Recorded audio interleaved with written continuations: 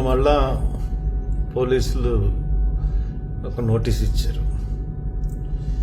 ఏంటంటే నేను ఒక పోస్ట్ పెట్టాను 25వ తారీఖులో 25/3 దాని ప్రకారం ఒక police officer, senior police officer, ఒక ఐజీ గారు నన్ను అప్రిషియేట్ చేశారు. ఇది ఖచ్చితంగా హత్యే, పోలీస్ డిపార్ట్కి అనౌన్స్ చేయాలి అని చెప్పి, నువ్వు లేకపోతే ఈ పార్టీకి కేసు క్లోజ్ చేసి ఉండేవారు, నువ్వు ఫైట్ చేస్తావు, బాగా చెయ్యి అని చెప్పేసి నన్ను అప్రిషియేట్ చేశారు. చాలా పెద్ద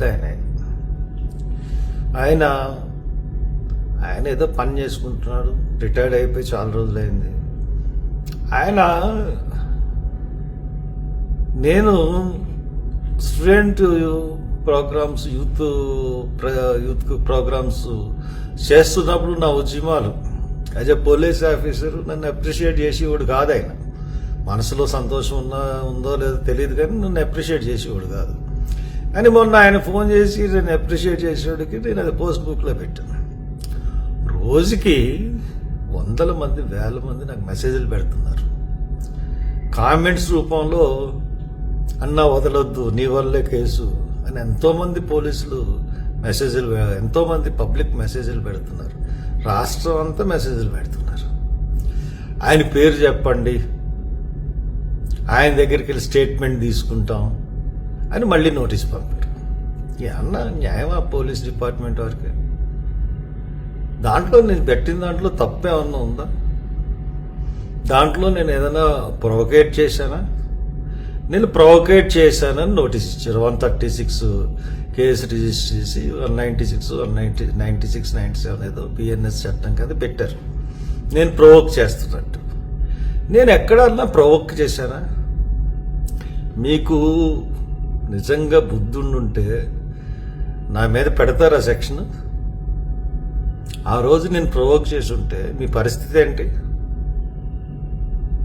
ఆ రోజున ఉన్న డిఎస్పీలు, ఐజీ, అడిషనల్ ఎస్పీ అందరినీ అడుగుతున్నాను నేను ప్రొవోక్ చేసి ఉంటే అక్కడ వచ్చి కేఏ పాల్ ప్రొవోక్ చేస్తూ నేను వీళ్ళందరినీ రెచ్చగొట్టానంటే ఇక్కడి నుంచి మీరు ఎవరు వెళ్ళరు అని చెప్పేసి అంటే, మీరు 2 రోజుల నుంచి ఇక్కడ పడుతున్నా, మీకు ఇక్కడికి వచ్చి మాట్లాడుతున్నారు పాల్ గారు, ఇది పద్ధతి కాదు, మీరు మాట్లాడే పద్ధతి కాదు అని నేను ఖండించి నన్ను ముందు కారులో కూర్చోండి అన్నారు.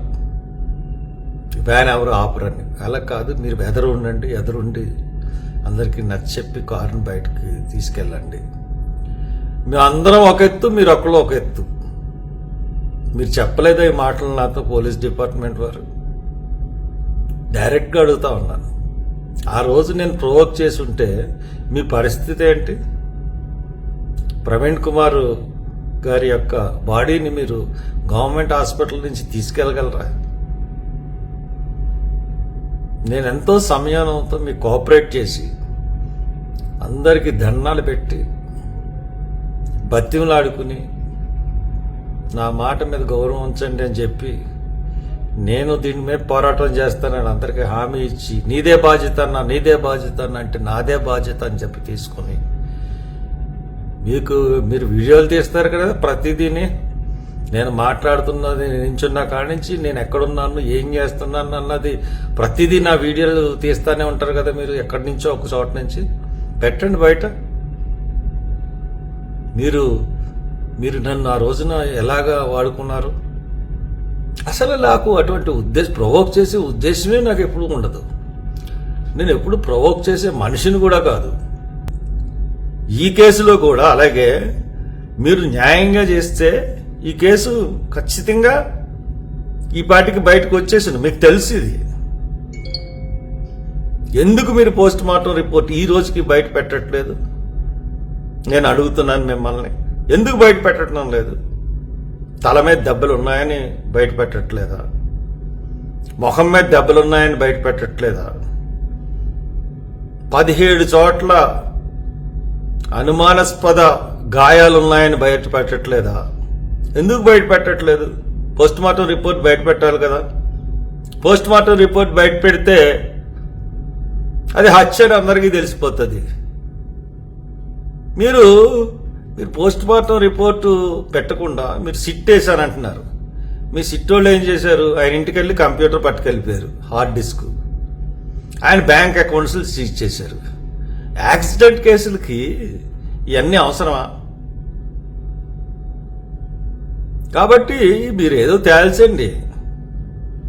ఆయన మీదేమో దొంగ వీడియోలు, దొంగ సృష్టించిన వాళ్ళకి ఈ వీడియోలతో మాకు పోలీసులకు సంబంధం లేదని స్టేట్మెంట్ ఇచ్చిన పెద్ద మనిషి ఐజీ గారు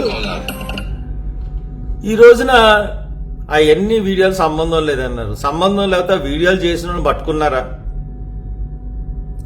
ఎంత దారుణంగా క్రిటిసైజ్ చేస్తున్నారు నన్ను కానీ కొంతమందిని. నేను ఎవరినైనా క్రిటిసైజ్ చేశానా? ఏ కమ్యూనిటీని అన్నా తిట్టానా? అనుమానితుల్లో హిందువులు, ఫ్యానటిక్స్ హిందువులు ఉండొచ్చు, ఫ్యానటిక్ ముస్లిమ్స్ ఉండొచ్చు, అలాగే ఈయన ఎదుగుదల వారు లేని క్రైస్తవ నాయకులు కూడా ఉండొచ్చు అని చెప్పని చెప్తే ఒక కమ్యూనిటీ మీద, ఒక రిలీజియన్ మీద నేను నింద వేయలేదు. ఆమె సెక్యులర్ మ్యాన్. మీరు రోజు రోజుకి ఇటువంటి ఇచ్చి పల్సన్ అయిపోకండి పోలీస్ డిపార్ట్మెంట్. నా మీద మీరు పోలీస్ డిపార్ట్మెంట్ మీరు ఏదన్నా కక్ష సాధింపు చేయాలనుకుంటే అది మీకే నష్టం అవుతుంది తప్పితే నాకేం నష్టం లేదు. కాబట్టి మీరు ఎవరినో ప్రతి ఓన్లీ చూసినట్టుగా నన్ను చూడకండి. నేనేం మీకు భయపడను, మీ నోటీసులకు భయపడను, మీరు చేసి ఏ పనికి భయపడను. ఎక్కడన్నా అన్యాయం జరిగినా, అక్రమం జరిగినా ప్రశ్నించడానికి ఒక గొంతు, దట్ ఈజ్ హర్ష కుమార్. ఆ గొంతు ఎప్పుడూ ఉంటుంది. కాబట్టి ఇటువంటి చిల్లరే నోటీసులు, చిల్లర పనులు చేయకండి పోలీస్ డిపార్ట్మెంట్. ఉన్న పరువు కూడా కోల్పోకండి దయచేసి.